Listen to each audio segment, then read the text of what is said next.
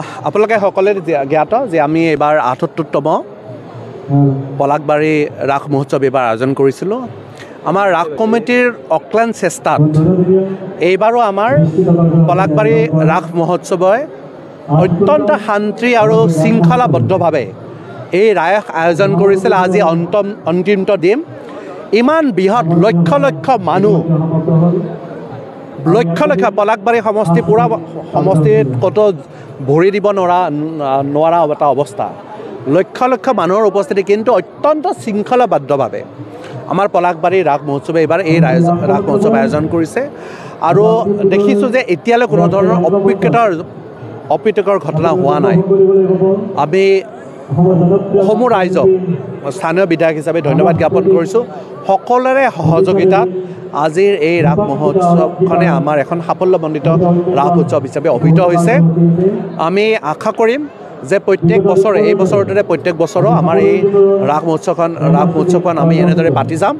আৰু এটা প্ৰধান উদ্দেশ্য এই ৰাস মহোৎসৱখনৰ যে যাতে আমাৰ দক্ষিণ কামৰূপৰ ৰাইজক আমি আমাৰ বেলেগত নোযোৱাকৈ ইয়াতে যাতে আমি স্থানীয়ভাৱে আমাৰ এই ৰাসখন আমি তেওঁলোকে চোৱাৰ এটা ব্যৱস্থা কৰিব পাৰোঁ।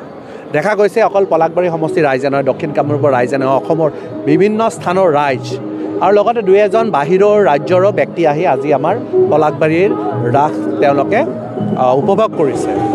চ' মই আপোনালোক আটাইকে অন্তৰৰ পৰা ধন্যবাদ জ্ঞাপন কৰিছোঁ। আগন্তুক দিনবিলাকত আপোনালোকৰ আটাইৰে সহযোগিতা বিচাৰিছোঁ আমাৰ ৰাসক যাতে আৰু আগলৈ লৈ যাব পাৰে। ধন্যবাদ। আপোনালোকে সকলোৱে জ্ঞাত যে আমি এইবাৰ ৭৮তম পলাকবাৰী ৰাস মহোৎসৱ এইবাৰ আয়োজন কৰিছিলোঁ।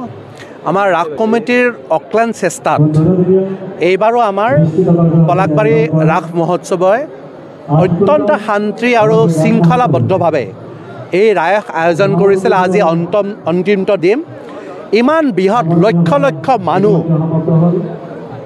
লক্ষ লক্ষ পলাকবাৰী সমষ্টি পূৰা সমষ্টিত ক'তো ভৰি দিব নোৱাৰা এটা অৱস্থা, লক্ষ লক্ষ মানুহৰ উপস্থিতি, কিন্তু অত্যন্ত শৃংখলাবদ্ধভাৱে আমাৰ পলাকবাৰী ৰাস মহোৎসৱে এইবাৰ এই ৰাস মহোৎসৱ আয়োজন কৰিছে।